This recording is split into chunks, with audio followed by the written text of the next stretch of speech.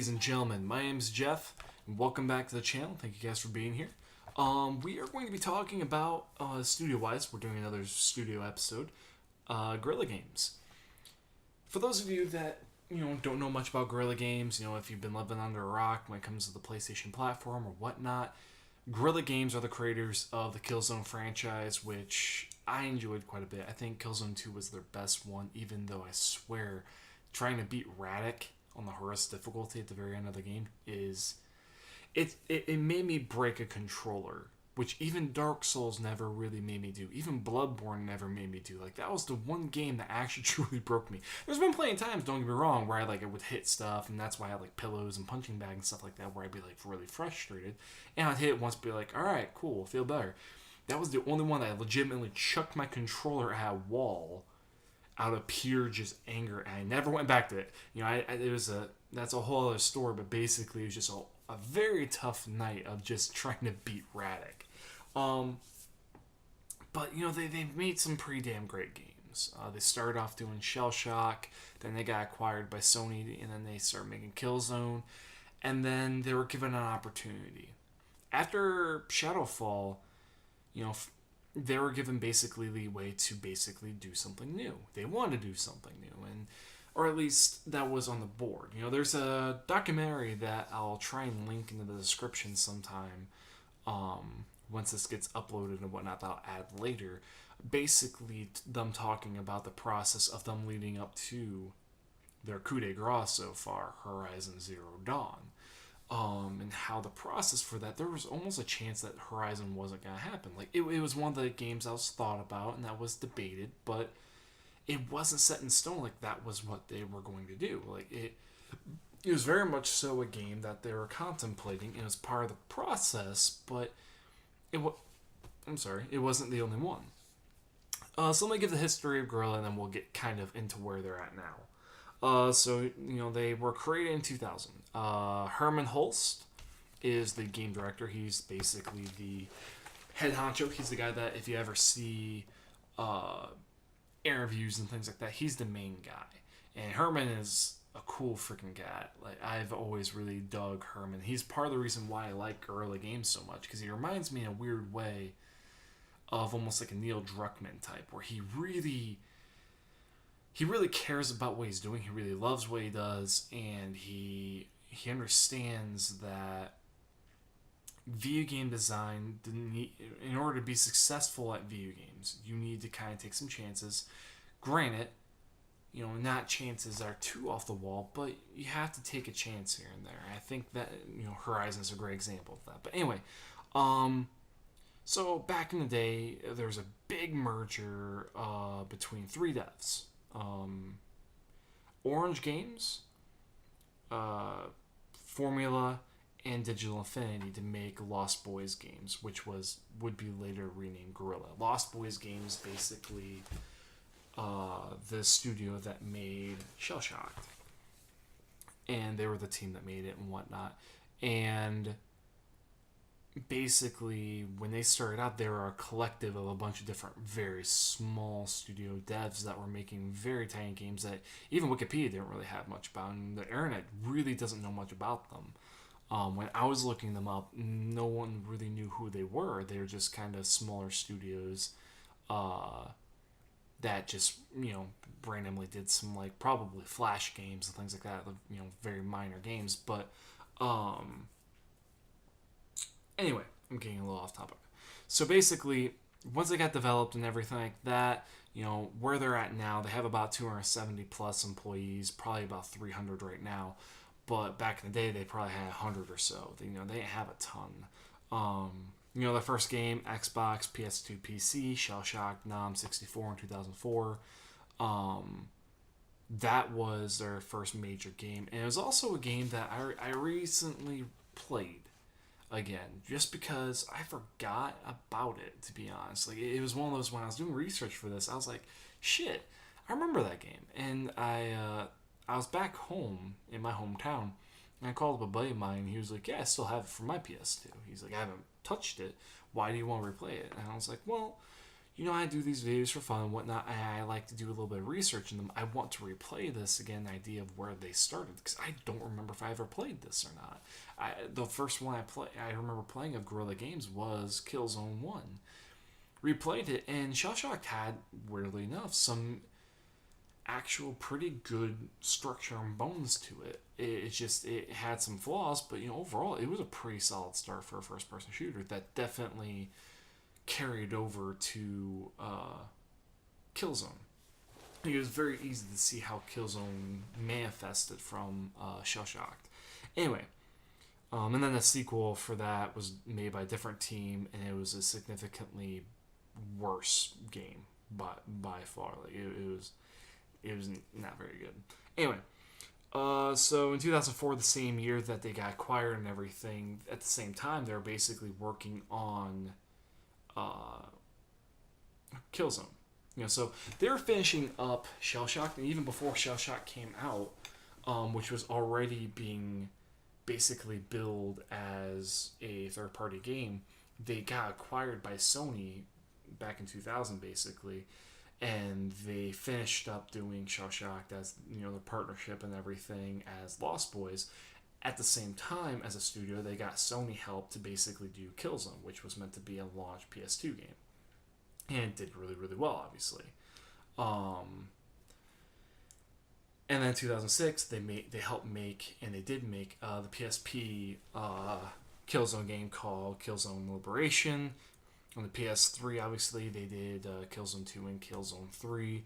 PS4, they'd done Killzone Shadowfall in 2013 as the launch title. And then this last year, they did, of course, Horizon Zero Dawn. This year has been pretty insane for Guerrilla Games, but I'll get into that here in a little bit.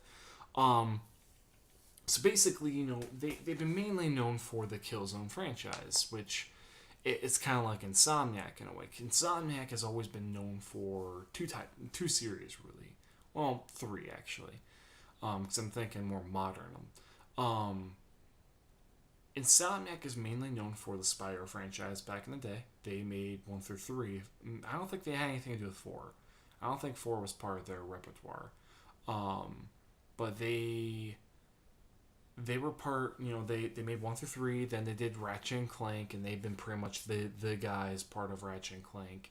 And then they made, personally for me, one of my favorite franchises of the PS3 era, which was Resistance. I think Resistance deserves, and that's a whole other topic. I'll probably do a video on itself, but Resistance is such a fantastic franchise that's a shame that there hasn't been a new one yet. Anyway, Guerrilla Games is kind of the same way. Almost every studio that makes games is known for a specific series. Sucker Punch was known for Sly Cooper for forever, and now they're basically known for Infamous. So when they do their next game, it'll be interesting if it's a brand new IP or not, which I'm still shocked how they haven't, released anything about the new game. In fact, there's no information about the new game, which is pretty shocking, to be honest. Usually something gets leaked at this point, but there's been nothing. Naughty Dog, they are extremely well known for, their 3 main series. Crash Bandicoot, they did all on the PS1, Crash 1 through 3 along with CTR. Then they did Jak and Daxter on the PS2, Uncharted on the PS3, and The Last of Us finishing out the PS3 with Uncharted, both of those games carrying over to the PS4. Every studio usually is known for their sections of time. Bungie, for instance, Halo 1 through 3 and a few other titles, and now they're known for Destiny. Activision, granted it's a publisher, but they mainly are known for certain sections of their libraries, right? The Tony Hawk franchise and helping do Crash Bandicoot and mainly Call of Duty, right? With Guerrilla Games is really only known for one franchise, and that's Killzone. And they're one of the few ones that is really well known for doing one franchise for a number of years across multiple platforms within the Sony universe. Usually if there is a team like that, they stick with it. And usually it's a niche. For instance, San Diego studio. They mainly do MLB The Show because that's their niche, and they do it so damn well. MLB The Show is fucking awesome. Polyphony. You know, they mainly stick with Gran Turismo, and those are good. But like I said in previous, and I think the episode that I made about them, if I haven't already, it's the timeline's weird. Basically, my opinion on Polyphony is they need to get their shit together. But anyway, with Guerrilla, they stuck with Killzone for quite a while, but it was obvious that Killzone needed a little bit of a break, and that Guerrilla was worth more investigating something new. Because while Killzone 1 was good, Killzone 2 was great, Killzone 3 was pretty solid, and Shadowfall honestly had a lot of potential. I really liked Shadowfall and what it was doing. Shadowfall was kind of almost like, okay, what now? And I remember beating it, and I played it again recently. I kind of took a step away and had some really great concepts. For instance, one of my favorite things about it is one of the few things that a PlayStation game has done is it used the touchpad, but not just as a button to push in. You swipe on it. That's one of the coolest features about the PlayStation 4 controllers, the swipe feature along with the speaker. Because the speaker makes it really immersive, and you basically can make the touchpad into a multifaceted button, basically. You know, some games will split it so that, you know, the button presses, indents, you know, split in half so that, you know, you basically make the touchpad into two buttons versus just the one big ass button, right? But Killzone decided, hey, we can use the swiping feature on the touchpad itself and make it basically a 4-series button where you swipe up and press in, and the owl does one feature. You swipe right, you swipe left, you swipe down. Each one does a different feature. And it shocks me, honestly, that not enough games utilize that.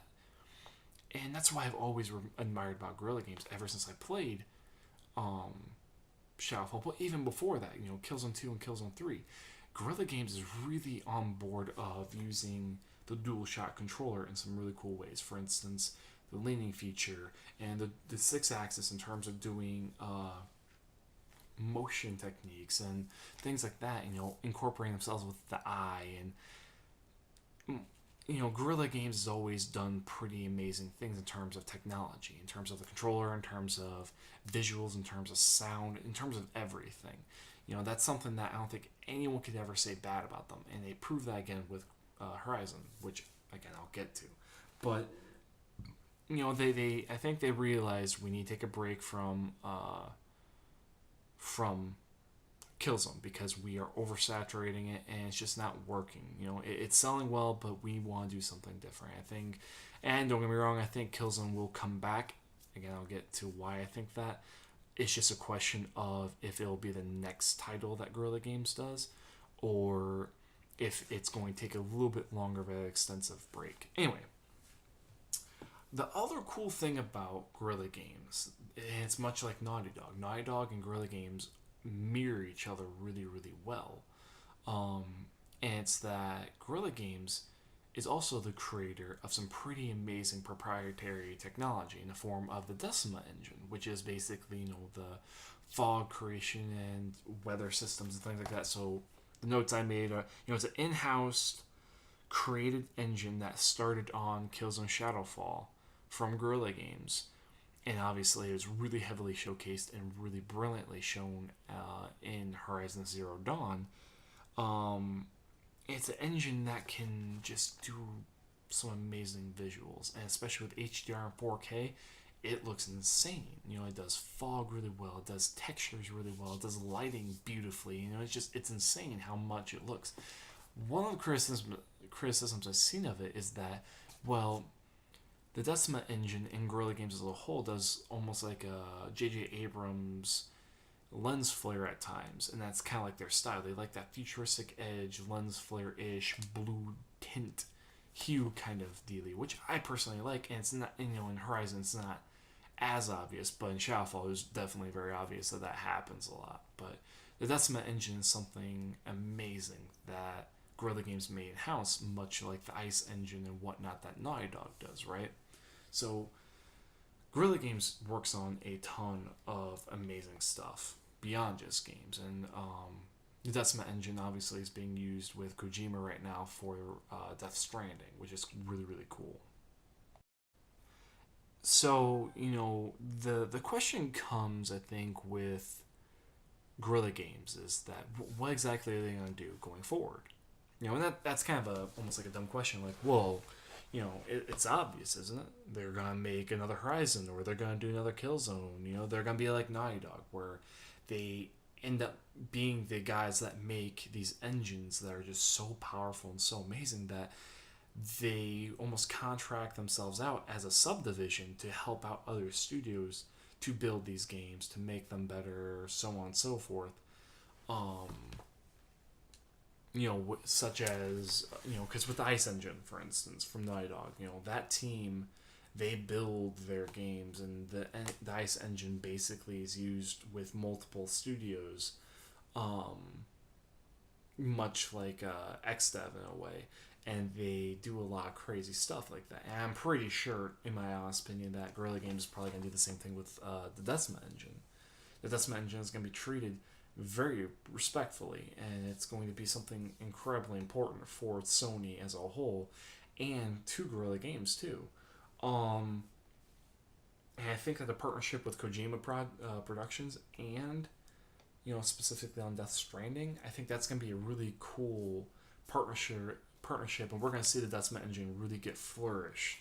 I did see a lot of recently backlash in terms of Death Stranding, sidebar, in terms of people being like, why are they talking about it again at a tech conference recently? A lot of people were like, there's no point. They keep talking about it, and there's no point. Like, it's stupid. Like, they showed off the fog, blah, blah, blah. To comment on that real quick, that was a dumb statement by some people, and I'm going to specifically say that, Colin Moriarty, or not Colin Moriarty, Greg Miller specifically was one of those people, along with Andrea and that crew from Kind of Funny. They're the ones that are like, oh, that's kind of stupid that they did that, honestly. What they didn't know was that the reason why that information popped up, thanks IGN for not citing why this stuff was being shown off. They just put it out there just to put it fucking out there. Journalism, right? I did research personally because I want to know, like, why is this popping up, and the reason why is because it was a tech conference, flat out. Like, it was a tech conference where, basically, for lack of a better word, random studios and random technology, random companies would come showcase their new stuff.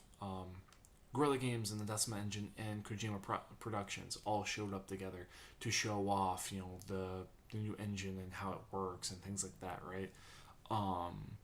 But Intel was there, AMD was there, Nvidia was there. All those kind of studios were there and companies were there.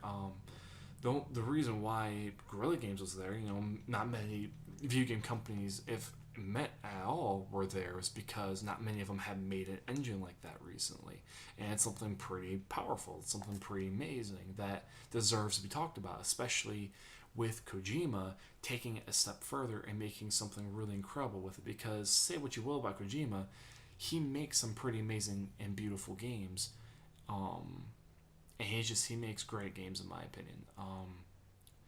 Metal Gear Solid 4 is one of my favorite modern games still, because of how it looks and how nostalgic it is and things like that. I still love that game. Just want to comment on that. Anyway, so I usually wrap up every one of my videos, because I take my notes. I usually wrap up every one of my videos on the status and kind of where that studio is gonna go, right?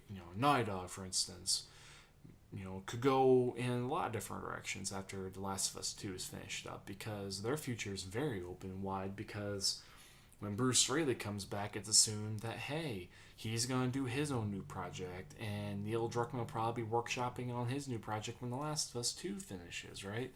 And the team that just did The Lost Legacy, I would assume, would probably end up doing the expansion, DLC, whatever, for The Last of Us Part 2. Because it did such a great job with The Lost Legacy. Hell, I won't put it past Naughty Dog just letting them do side projects. Every few years we get a brand new Uncharted game that is a mini story, side story within the universe. No, it doesn't have a number with it. It's just Uncharted, something else. It's an anthology now. We finished Nathan's story. Let's make an anthology series about these other characters. Let's see what Sully and Sam get up to. Let's see what Nadine and Chloe continue to get up to. Let's see what Cutter's been doing, along with maybe some other characters, right?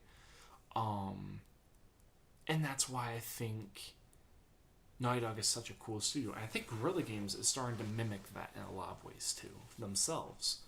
The reason why I think that is because they did such an amazing job with Horizon. Horizon, I don't care what anybody says, is probably one of the best games that has come out in such a long time. And granted, I've played Breath of the Wild, and I really like Breath of the Wild. I don't think it's as amazing as people say it is, personally. And don't get me wrong, I think Horizon has its blemishes too. I don't want to sound like I'm blowing complete smoke up Guerrilla Games' ass and everything, and I don't want to make it seem like Legend of Zelda Breath of the Wild isn't a good game either, because I think it is an amazing game, and I think it is probably going to earn the title of Game of the Year from almost every publication. Or in the very least, it's going to beat out, more often than not, Persona and Horizon, because that's its main competitors, in my opinion, right now, because I think those are the two other Game of the Year category games for me, personally. But, my problem with Breath of the Wild is, a whole other story. But point is that for a new IP, for a studio that's never done an open world game, that's never done third-person action games with parkour involves, in hunting and just everything that went into Horizon, for a studio to do what that studio did, Guerrilla Games, it's just simply amazing to me, because you don't see new modern IPs being made like that in that kind of fashion, and that's why I tip my hat off to Herman. They killed it, and they took a huge ballsy risk, and it's amazing that Shuhei allowed them to do that and believed in them. But anyway, so right now, Horizon finished up. They're doing random patches. Like recently, they did the easy mode, like easy mode, where basically you just walk through the game for what it seems like. I don't know why they added that. I don't know if Horizon really needed it, but hey, it's more features, I guess, for families to enjoy together or something like that. I don't know, but I remember seeing that update. I was like, it's cool that they're updating it. So I mean, I'm not gonna say that's a bad thing by any means, but it's just kind of a weird update in the grand scheme of things. But whatever, it keeps the motor turning for this game. It keeps people talking about it, right? And I think that's one of the cooler things.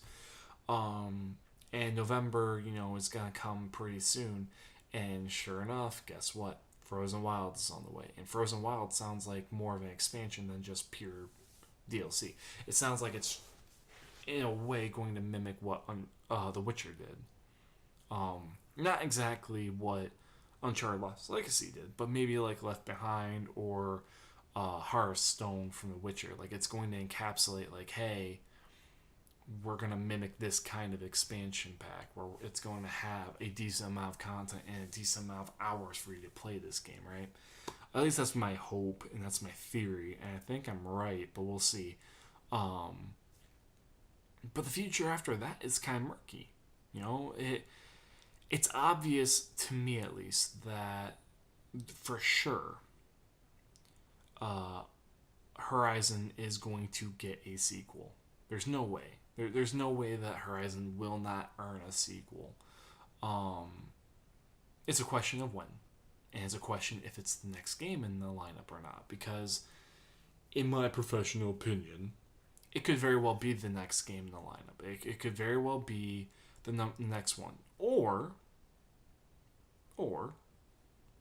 the other game could be a new Killzone. Which I wouldn't put it past her, Guerrilla Games to go back to Killzone. But someone pointed out something to me pretty recently that made me kind of click with a couple things. And they were like, what is the point of Guerrilla Games going back to Killzone? Don't get me wrong, Killzone's a great franchise, but it could be something that another studio could do to prove to Sony that, hey, we deserve to be a first party.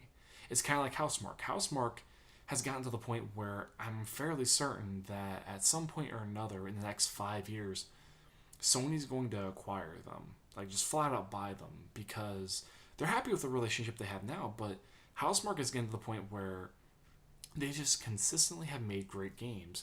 And I think Sony realizes that they can't continue to just half support the studio and not, give them something to do.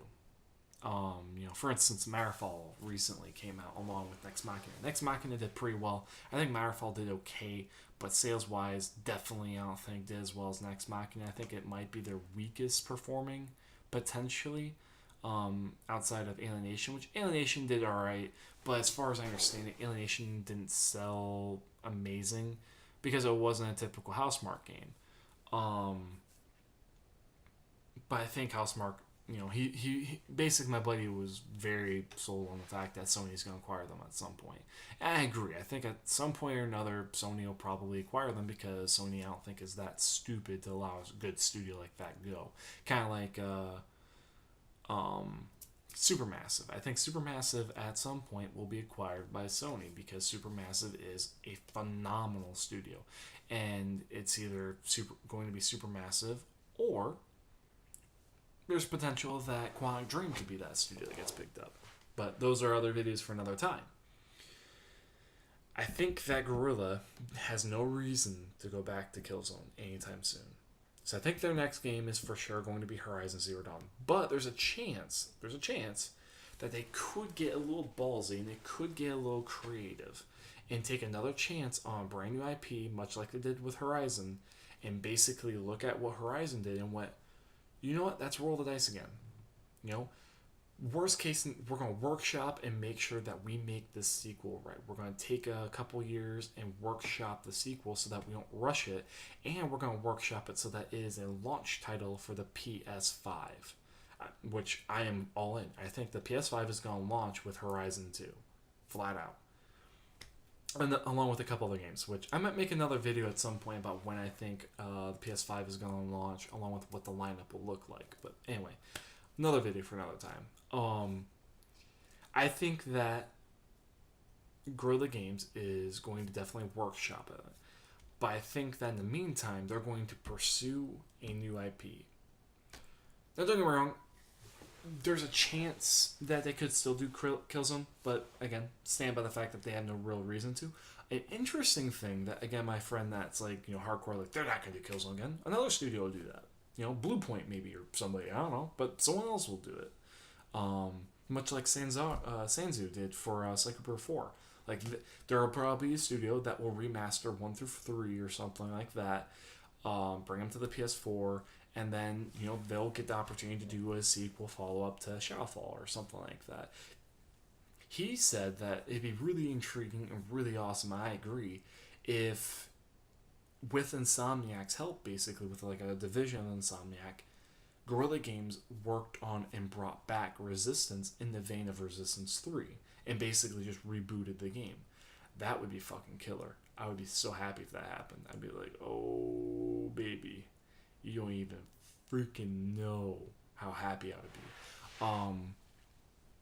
But the safe bet and the honestly probably the easy bet is that they're going to, right when Frozen Wilds is done, they're going to go right to Horizon 2. And then they're going to workshop Horizon 2, and that will be either the end of the PS4 era or a launch for the PS5. Regardless, I think it's going to be a launch out for the PS5. It's a question of how quickly it will come out and if there will be another game in between that point. Because there's no clear estimate when exactly it's going to launch the PS5. So, but either way, I applaud and I love Guerrilla and I love Herman, and I'm so happy that game did so well for them. Sincerely, I am ecstatic that game did so freaking well. So, hope you guys liked the episode. If you got some critiques or if you liked the video, please hit the like button, sub to me. I'll try and make more videos more frequently. Hope you guys have a great day, and I will catch you guys later. Bye.